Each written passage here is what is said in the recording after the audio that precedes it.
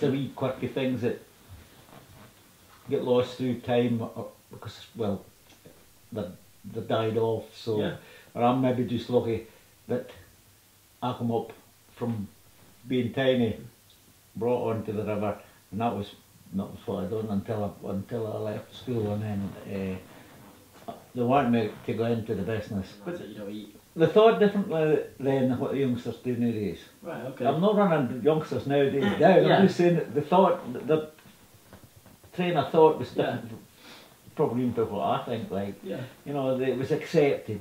Right. They knew, like, oh, well, that's what I've got to do. So people just got into, like, if the family business or the family sort of thing was fishing, people would jump onto that as a job to make money. And well, I'm telling.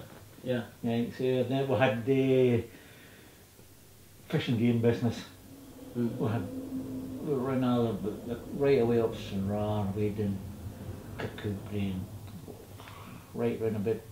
We got the pheasants from the shoots from the estates. Okay, yeah. Brought them back to Newton into a big shed. Yeah. And there was a plucking machine. That's what you done in the winter. There was no fishing, so you plucked to 10, 11, 12 o'clock at night. So it just changed what you did just to keep the money flowing. Yeah. Christmas time you got your turkeys and ducks and stuff from farmers that you just bought them round. Yeah. You had the rabbit trappers, well, the rabbits that are in about here. They were crated up, they were sent to London. My father and uncles bought a wee wagon, it was a wee thing about 4 ton, and they had special crates made with spars in them, and when they liked the rabbits, the little back legs, like that, he hung them on the spars, and I just forget how many he got in a box. He took them down to Manchester. When they were there, they took them to the market because they would get the best price. They loaded the wagon back up with potatoes, fruit, veg, whatever, and they brought it back up. Cause make the most of the trip. And they sell it at the shops in Queen's Street. So when did, so you said that you sold the fishing, and did you carry on fishing yourself, as in, you know, do you still do angling, do you still do this? I must have been 10, 11 or 12 when I started fishing. Right. With the nets and my uncles, but fishing with a rod and line. Yeah. The first fish I can remember, it was a sea trout, and it landed behind me on the bank.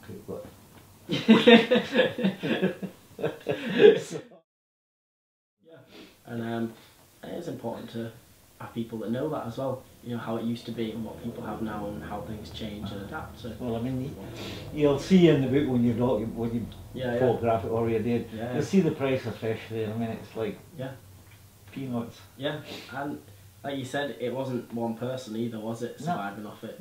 Well, it's like families. You'll probably see a grouse or something in there, and it'll be marked, there'll be a price somewhere in it, or there'll be 10 at a price, so you can divide it, and you'll come to a price per fish. You can't buy a wee piece of salmon like that, and it's farm stuff, which is rubbish, but I shouldn't say that, but there you are. It's about that size, 6 quid or something, and it's like, we're only getting about shillings. Exactly. It is crazy to see, and that in itself is a crazy thing, just to see how hard people worked as well, just to survive and get through with it. Aye, well, you scratch to make a shilling. Oh yeah, definitely. And but if I remember, they only go up that burn when it's raging here. You know yourself, they can't get up. Right. Okay. So if they weren't to appear or had to fall back, they need to spawn so they would go up that wee burn. Ah, right, okay. But for some reason, they never went up the Pulnure, and it's 10 times the size of that wee burn. The Pulnure, it's really tidal right up a fair bit, and it's silty till you get a fair bit up. Ah, okay. Before you get the stones. Maybe they're not up for that bit at the start then, yeah. So maybe it's years since I've been to the burn at Spittle. If it's no silty, if it's a shorter distance to get away from the silt to get to the hard stones, the pebbles, maybe that's what they're after. I don't know, I'm guessing. No, but that was probably one of one of the, to be fair, it's probably the best thing that we learned off the events that we did, just because that, you know, that shows that we haven't looked in the entire place, and because this population is studied and understood so well, like that's a big finding, you know, to have somewhere else where they could go. It's a possibility, isn't yeah, it? Yeah, definitely. To look for. Definitely, you yeah. might not find them the first time, conditions different, but if it's checked off in the north over a... Yeah, of course. I mean, it won't take, what, a couple of hours, easy, and you could usually go and walk up one side down the other. Yeah. Well, again, if they're not there, doesn't mean to say they don't go there. Maybe the conditions can swing it. Definitely. I mean, they'll always going to go the easy route. Yeah. But if they're forced back with high water flood in the river, they might go, oh, so the smell of fresh water coming out of this burn, conditions in the burn are right. Yeah. They've got to spawn somewhere. Yeah, I completely agree with you. And it's something that is, like, how did you come across them there? Was it just through fishing over time? My uncles would come across them either because they had netting right down to Cretan, they had stake nets. Yeah.